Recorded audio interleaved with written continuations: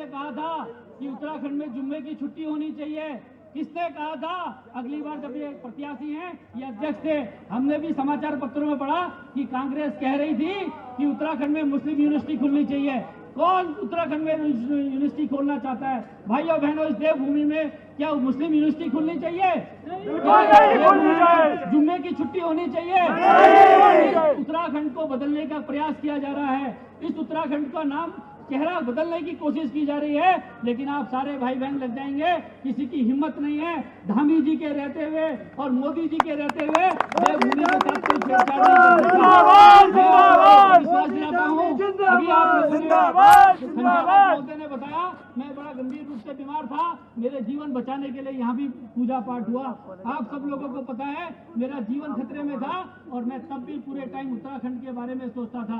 मैं आज आप लोगों के सामने कसम खा के जाता हूँ, मैं लौट के आया हूँ, मेरा जीवन बचा है। अब ये उत्तराखंड की सेवा के लिए, इस गढ़वाल की सेवा के लिए मैं अपने जीवन का क्षण क्षण अपन पल और अपना कण कण इस उत्तराखंड के लिए लगाने वाला हूँ। और मैं आप लोगों को बताता हूँ, इस गढ़वाल को बदल देना है भाइयों बहनों, इस गढ़वाल को नया गढ़वाल बना देना है। नीचे रामनगर से लेकर जोशीमठ तक विकास करके दिखाना है, नए नए काम करके दिखाने हैं। और जोशीमठ के लोग ये बिल्कुल सुन लें और विश्वास के साथ सुन लें, जितनी समस्याएं हैं, जितनी आपदा की समस्या है, अब आप सारा का सारा 19 तारीख तक मतदान के लिए तैयार हुई है। 19 तारीख के बाद आपका भाई, आपका बेटा अनिल बलूनी आपके साथ है, आपके पुष्कर सिंह धामी, महेंद्र भट्ट आपके साथ है। हम तीनों मिलके यहाँ की सारी समस्याओं के समाधान करेंगे। भाइयों बहनों, एक अंतिम बात कह के अपनी बात समाप्त करूंगा कि आपको पता है बहुत शादियों का भी साया 19 तारीख को, और सब लोग, हर लोग कह रहे 400 पार 400 पार। हमको सोना नहीं है, हमको जागे रहना है, जम के मतदान कराना है, एक भी मतदाता घर पे ना रह जाए। और बहुत बड़ा क्षेत्र है भाइयों बहनों, कहाँ रामनगर रह गया, कहाँ जोशीमठ, सब जगह जाना भी संभव नहीं हो पा रहा है। मैं आप लोगों को कहता हूँ, जितने लोग हमारे कार्यकर्ता यहाँ पर हैं, जितनी माताएं बहनें, जितने भाई लोग यहाँ पर हैं, आप ही नरेंद्र मोदी हैं, आप ही पुष्कर सिंह धामी हैं, आप ही महेंद्र भट्ट हैं, आप ही अनिल बलूनी हैं। घर घर जाके बोलिए मोदी जी को लाना है, विकसित भारत बनाना है। मोदी जी को लाने के लिए पूरी की पूरी ताकत लगानी है। और आप एक बटन दबाएंगे, एक बटन, तो वहां पर जैसे ही आप अनिल बलूनी के नाम पे बटन दबाएंगे, सीधा मोदी जी के पास पहुंचेगा और मोदी जी वहां से आप लोगों के लिए 10 बटन दबाएंगे। किसान सम्मान निधि का, वैक्सीन का, अनाज का, फ्री राशन का, आपको विकलांग पेंशन का, वृद्धावस्था पेंशन का, आयुष्मान कार्ड का, उज्ज्वला का, सिलेंडर का, तमाम कार्ड आपके लिए बनाएंगे। साथियों, ये कांग्रेस की नजर है इन सब पर, आप ध्यान रखिएगा। कांग्रेस चाहती है ये सीधा पैसा जनता के पास जा रहा है, ये सीधा पैसा जनधन अकाउंट से जनता के पास चले जाता है। उनकी नजर है इस पैसे पे अपने खीसे में डालने को लेकर। आप सब जागरूक हो जाइए। 19 तारीख तक आप मेरा साथ दीजिए। 19 तारीख के बाद इस जोशीमठ और चमोली जिले के विकास की चिंता मेरे ऊपर छोड़ दीजिएगा। आपका बहुत बहुत धन्यवाद।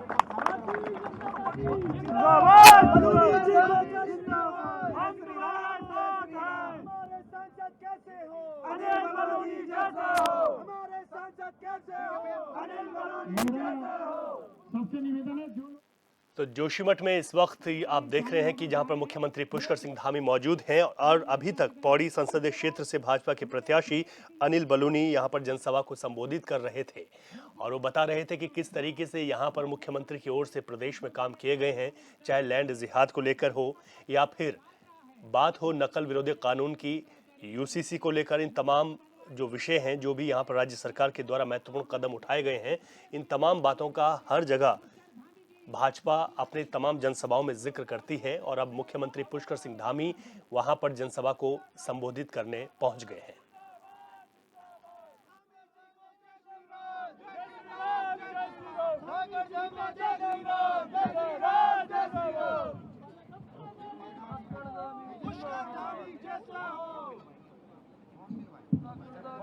भारत माता की। जहाँ तक मेरी आवाज जा रही है, सब लोग एक बार जयकारा लगाएंगे मोदी जी को हम लोग तीसरी बार प्रधानमंत्री बनाने के लिए, और अनिल भाई को, बलूनी जी को यहाँ से रिकॉर्ड तोड़ मतों से सांसद चुनने के लिए एकत्र हुए हैं। इसलिए नारा भी दिल्ली तक पहुँचना चाहिए इसकी आवाज। भारत माता की। बहुत अच्छा ऊपर से भी जो ऊपर हमारे कानों में ऊपर बैठे हैं, उनका भी मैं अभिनंदन करता हूँ। वहाँ भी आवाज उठ रही है, बोले भगवान बद्री विशाल की, नरसिंह भगवान की, आदि शंकराचार्य की। जोशीमठ की इस बहुत ही ऐतिहासिक और विशाल सभा में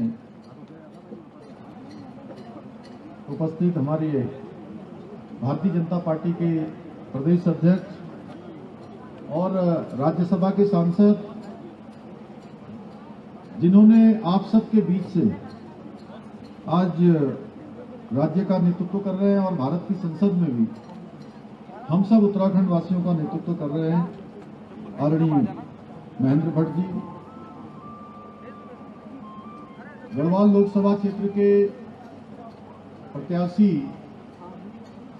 और भारतीय जनता पार्टी के राष्ट्रीय मीडिया के प्रमुख, मेरे बहुत पुराने मित्र, हम सब लोग साथ में युवा मोर्चा के दिनों से काम करते रहे हैं और राज्यसभा के सांसद के नाते उत्तराखंड के विकास के लिए उन्होंने बहुत योगदान किया है।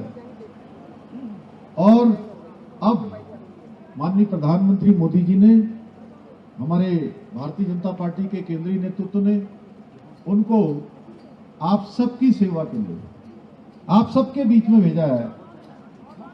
ऐसे हमारे प्रत्याशी भाई आदरणीय अनिल बलूनी जी, भारतीय जनता पार्टी के जिलाध्यक्ष श्री रमेश मैखुरी जी, निवर्तमान विधायक जिन्होंने अभी भारतीय जनता पार्टी की सदस्यता ग्रहण की है, श्री राजेंद्र भंडारी जी, इस विधानसभा के संयोजक श्री गजेंद्र रावत जी, पूर्व चेयरमैन डीसीबी, मंडल अध्यक्ष श्री नितेश चौहान जी, संदीप नौटियाल जी, विधानसभा प्रभारी विनोद नेगी जी, श्री किशोर पवार जी, उपाध्यक्ष बीकेटीसी, और आज का संचालन आप सबको, आज इस मंच और इसको आप सबको बीच में जो सेतु का काम करने वाले हमारे नगर पालिका के चेयरमैन ऋषि प्रसाद सती जी, रोहिणी रावत जी, विजया रावत जी, भगवती नंबूरी जी, माधव प्रसाद सिमवाल जी, संदीप रावत जी, कृष्णमणि थपलियाल जी, शैलेंद्र पवार जी, सुचिता चौहान जी, ठाकुर सिंह राणा जी, श्री कुलदीप वर्मा जी, हरीश भंडारी जी, सुभाष तिमरी जी, सभी हमारे पदाधिकारीगण, सभी बूथों के अध्यक्ष, मोर्चों के पदाधिकारी, सभी पंचायतों के प्रतिनिधि, स्थानीय निकायों के प्रतिनिधि, मातृशक्ति बड़ी संख्या में आई हुई, हमारी माताएं, मेरी बहनें और बड़े बुजुर्ग, मेरे नौजवान साथियों एवं इस जोशीमठ क्षेत्र और पूरे चमोली क्षेत्र के आसपास के क्षेत्र से आए हुए सभी हमारी जनता जनार्दन, उपस्थित हमारे मीडिया के बंधु, पत्रकार मित्र, छायाकार बंधु, मैं सबसे पहले तो आज अभी महेंद्र भट्ट जी कह रहे थे कि जोशीमठ शहर में इतने लोग, इतने प्रातःकाल, इतनी बड़ी संख्या में आ जाते हैं। मैं आप सबको देखकर सच में मेरे मन में अब 1% का भी संदेह नहीं रहा कि पूरे 14 विधानसभा क्षेत्र जो हमारे गढ़वाल में है, उसमें सर्वाधिक मतों से अगर हम कहीं से जीतेंगे तो हमारी इस बद्रीनाथ विधानसभा से जीतेंगे, जोशीमठ से जीतेंगे, आसपास के क्षेत्रों से जीतेंगे। मैं आप सबका अपनी ओर से यहाँ पधारने पर हम सबको अपना आशीर्वाद देने के लिए, भाई अनिल जी को समर्थन करने के लिए, प्रधानमंत्री जी को तीसरी बार प्रधानमंत्री बनाने के लिए आप सब यहाँ पहुंचे। मैं हृदय की गहराइयों से आप सबका स्वागत करता हूं, आप सबका अभिनंदन करता हूं। और मोदी जी अभी ऋषिकेश आए थे तो उन्होंने आप लोगों के नाम संदेश भेजा है, अपना संदेश भेजा है। उन्होंने कहा है आप सब लोगों को मेरी तरफ से राम राम कह देना। तो मोदी जी की तरफ से राम राम, आपको सबको प्रणाम। मोदी जी को जय श्री राम, जय श्री राम, जय श्री राम। मोदी जी को जय श्री राम, जय श्री राम, जय श्री राम। भाइयों बहनों, अभी अनिल जी को आपने सुना और वो बहुत समर्पित होकर, एकनिष्ठ होकर, ध्येयनिष्ठ होकर इस पूरे लोकसभा क्षेत्र के लिए काम करने का उनका दृढ़ संकल्प है और उन्हीं के लिए मैं आज आपसे आशीर्वाद मांगने के लिए आया हूं। इससे पहले भी उन्होंने अनेक कामों को किया है। यहाँ पर जितने काम हमारे क्षेत्र में मोबाइल कनेक्टिविटी के हों, सड़क कनेक्टिविटी के हों, रेलवे कनेक्टिविटी के हों, सारे कामों को आगे बढ़ाया है। बहुत बार जब दूसरे लोग हमारे बीच में आते हैं, तमाम प्रकार की भ्रांति फैलाने का काम करते हैं। भाइयों बहनों, देखिए, आपको द्वारा जो भी एक एक वोट कमल के फूल में श्री अनिल बलूनी जी को दिया जाएगा, मैं दावे के साथ कह सकता हूं, एक बटन आप दबाएंगे, अभी वो कह रहे थे 10 बटन जो है विकास के दबेंगे। मैं आपसे कहना चाहता हूं कि आप एक बटन दबाएंगे, 10 बटन अनिल जी और 10 बटन हम लोग मिलकर है, यहाँ पर 20 बटन दबाएंगे। बहुत सारी परेशानियां बीच में यहाँ आई हैं। आपदा का समय आया, आप सबको पता है।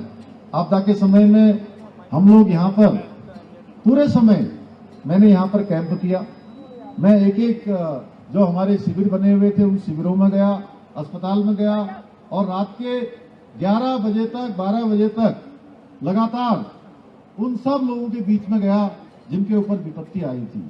भाइयों बहनों, जहां हमने आप सबके साथ खड़े होकर जोशीमठ, जो हमारा भगवान नरसिंह की भूमि, आदि गुरु शंकराचार्य जी की भूमि, ये पौराणिक रूप से, सामरिक रूप से बहुत ही महत्व का हमारा ये शहर है, ये क्षेत्र है। ये क्षेत्र अपने पौराणिक स्वरूप में बना रहे, अपने मूल स्वरूप में बना रहे, ये हमारा दृढ़ संकल्प है।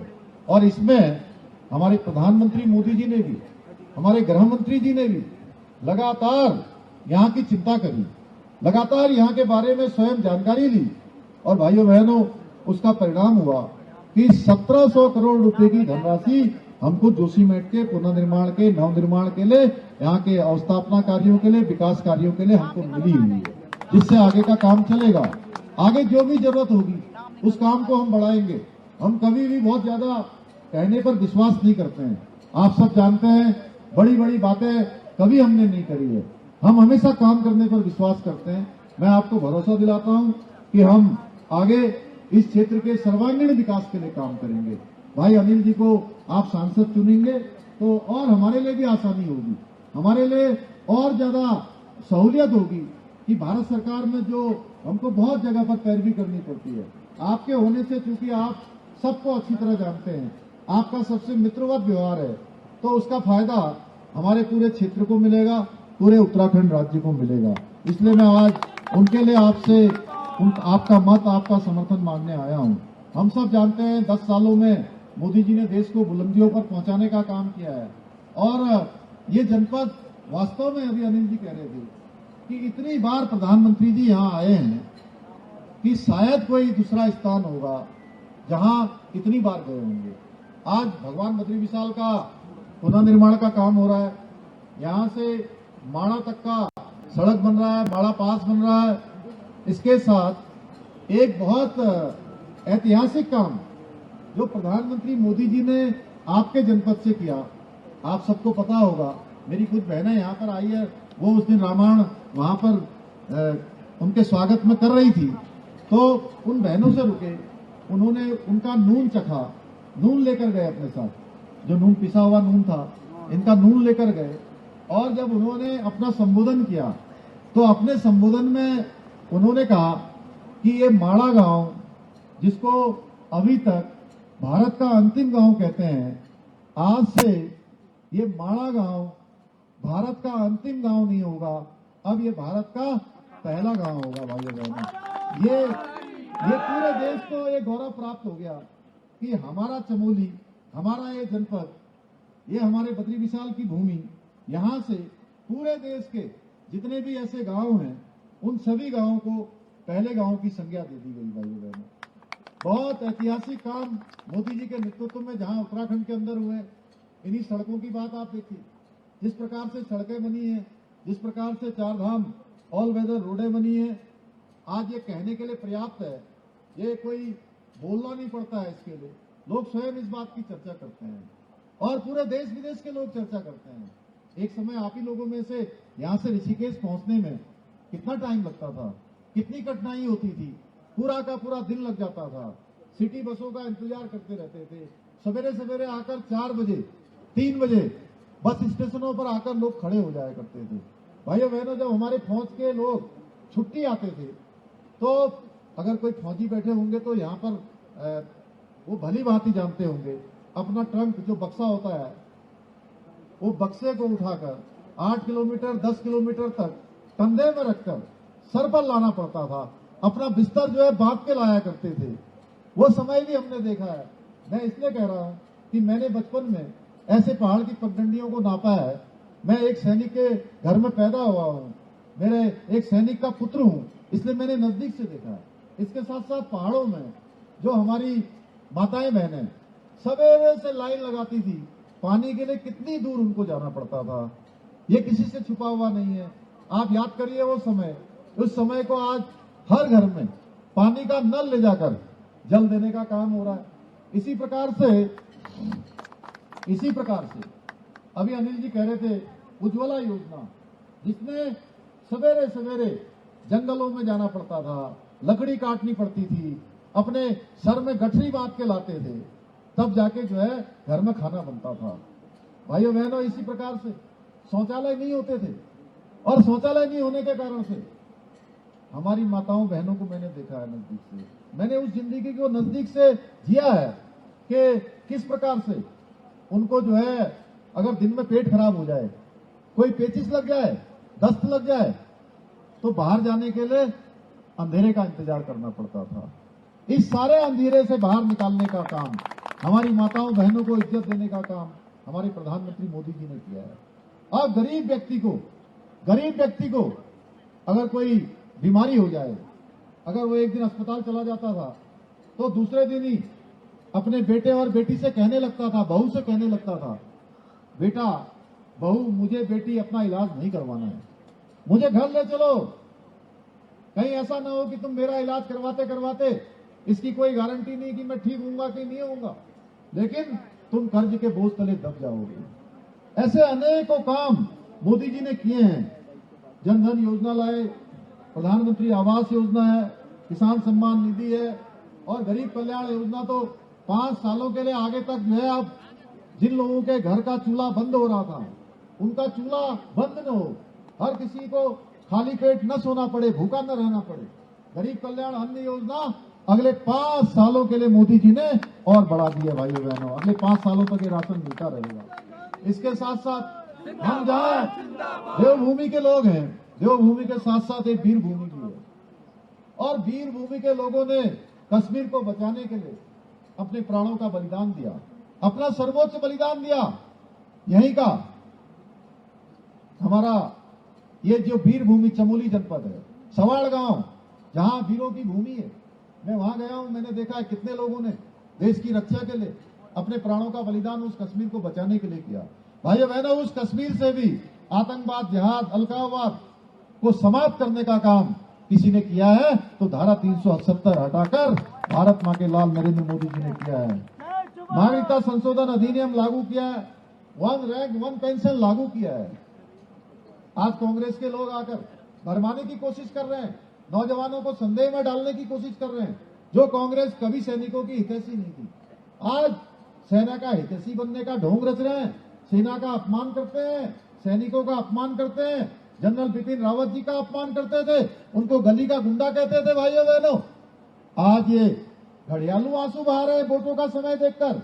इसलिए हमें जवाब देना चाहिए कि देश के अंदर 40 सालों से रुका हुआ 1 रैंक 1 पेंशन मोदी जी ने लागू किया। देश के अंदर अच्छे बूट, अच्छे जैकेट, अच्छे कपड़े, अच्छा उनको भोजन, ये सब देने का काम, ये सब नीति में लाने का काम प्रधानमंत्री मोदी जी ने किया है। देश के सैनिकों का मनोबल बना रहे, देश सुरक्षित रहे। अगर देश के अंदर, देश के बाहर या अंदर से कोई भी दुश्मन हमारे देश पर हमला करता है तो उसको जो है मुंहतोड़ जवाब देने का काम भारत की सेना करती है, सर्जिकल स्ट्राइक करती है, गोली का जवाब गोलों से देती है।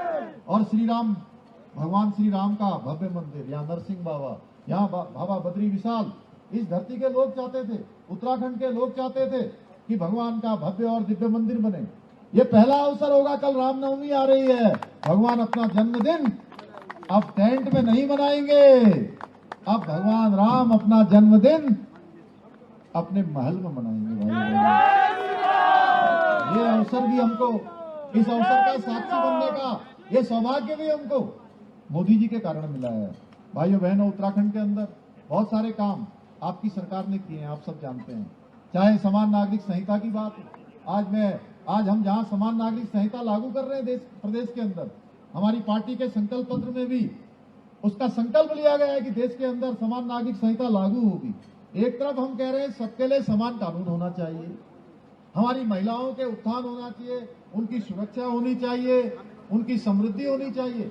दूसरी तरफ कांग्रेस पार्टी कहती है देश के अंदर मुस्लिम पर्सनल लॉ लागू होना चाहिए। भाई कहाँ ये तुष्टीकरण जो देश की आजादी के बाद से वोट बैंक की राजनीति जो हमेशा करते रहे, उससे पीछा इनका नहीं छूट रहा। भाइयों बहनों, कभी कभी मुझे हैरानी होती है कि ये वही कांग्रेस है क्या जिसने देश के अंदर 60 सालों तक शासन किया है, 60 साल तक देश की सत्ता पर काबिज रही है।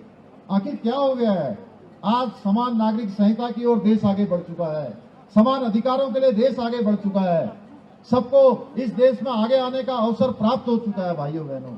और कांग्रेस वहीं, अभी अनिल जी कह रहे थे कि विधानसभा का चुनाव आता है तो कहते हैं उत्तराखंड के अंदर हम मुस्लिम यूनिवर्सिटी बनाएंगे, सरकार में आते हैं तो कहते हैं शुक्रवार के दिन नमाज होगी और नमाज की छुट्टी होनी चाहिए।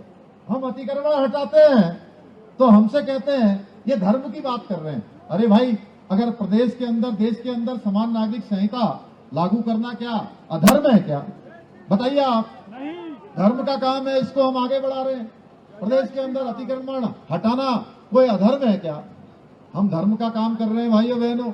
हम लैंड जिहाद के खिलाफ कार्रवाई कर रहे हैं, हम लव जिहाद के खिलाफ कार्रवाई कर रहे हैं, हम धर्मांतरण न हो इसके लिए कठोर कानून ला रहे हैं, हम दंगा न हो प्रदेश के अंदर, हम दंगा रोधी कानून ला रहे हैं, महिलाओं को हम 30% का आरक्षण दे रहे हैं। इनके पास कोई मुद्दे नहीं है, कोई मुद्दे नहीं है इनके पास। बार बार ऐसे मुद्दों को उखाड़ने की कोशिश करते हैं जिन पर सरकार पहले ही कार्रवाई कर चुकी है। हम लोग ताल ठोक के कह सकते हैं कोई मुद्दा अगर हो, आप जो भी कहेंगे हम उस पर पूरी कार्रवाई करेंगे। कोई तथ्य दीजिए, साक्ष्य दीजिए, हम सब पर कहेंगे। लेकिन केवल वोटों के लिए राजनीति करना ये बिल्कुल ठीक नहीं है भाइयों बहनों। हमने हमारी मातृशक्ति को 30% का क्षैतिज आरक्षण यहाँ की सभी सरकारी नौकरियों में दिया है भाइयों बहनों। ये सारे कानून आज हम प्रदेश के हित में ला रहे हैं। एक नवजात शिशु से लेकर बुजुर्ग तक की चिंता, हर वर्ग के कल्याण की हमने योजनाएं शुरू की हैं। लखपति दीदी योजना, महालक्ष्मी योजना, उत्तराखंड आयुष्मान योजना, वृद्धा किसान पेंशन योजना, गरीब परिवारों को 1 साल में 3 गैस के सिलेंडर मुफ्त में दे रहे हैं। होम स्टे योजना ला रहे हैं। आज उद्यान के क्षेत्र में जगह जगह पूरे राज्य के अंदर 20,000 पॉली हाउस बनाने का हमने अभियान शुरू किया हुआ है। कीवी मिशन, सेब एप्पल मिशन, कीवी मिशन, दालचीनी मिशन, तिमरू मिशन, हम इसको आगे बढ़ा रहे हैं। भाइयों बहनों, ऐसे अनेक कार्य हुए हैं यहाँ। इसके साथ साथ इस क्षेत्र के लिए भी बहुत सारे कामों को आगे बढ़ाया है। आपके क्षेत्र में लगभग 900 करोड़ रुपए की लागत से 100 से अधिक सड़कों का निर्माण कार्य अभी गतिमान है। ओली से गौरसू तक रोपवे का निर्माण कार्य भी गतिमान है। बहुत सारे ऐसे पर्वतीय गांव हैं जहां आजादी के बाद पहली बार सड़क पहुंचाने का काम हमारे महेंद्र भट्ट जी ने किया है। यहाँ क्षेत्र में जब विधायक थे, ऐसे सुदूर पर्वतीय क्षेत्रों तक ऑल वेदर सड़कों का काम अभी भी तेजी से चल रहा है। जोशीमठ के पुनर्निर्माण के लिए 1700 करोड़ रुपए की धनराशि से विभिन्न कार्य कराए जा रहे हैं। बद्रीनाथ का मास्टर प्लान 500 करोड़ रुपए की धनराशि से किया जा रहा है। पोखरी में मिनी स्टेडियम बनाने के लिए भी 3.5 लाख करोड़ रुपए की धनराशि अभी तक स्वीकृत की जा चुकी है। ये सारे काम हम लोग कर रहे हैं भाइयों बहनों, लगातार आगे बढ़ा रहे हैं। मोदी जी के नेतृत्व में समर्पित भाव से काम कर रहे हैं। एक तरफ मोदी जी प्रदेश की खुशहाली के लिए, देश की खुशहाली के लिए समर्पित होकर काम कर रहे हैं, दूसरी तरफ ये पार्टियां जो केवल आज आपके पास वोटों के लिए आ रहे हैं, उनके पास सिर्फ भ्रष्टाचार है और परिवारवाद को बढ़ावा देने का काम अगर कोई पार्टी कर रही है तो कांग्रेस पार्टी कर रही है। भाइयों बहनों, अब चुनाव आ गया है तो कई भ्रष्टाचारी पार्टियां देश के अंदर मिलकर आप गठबंधन बना रही हैं। ये इंडी गठबंधन कोई राजनीतिक गठबंधन नहीं है। ये जातिवाद, वंशवाद, भ्रष्टाचार और सनातन विरोधियों का एक गिरोह बन गया है।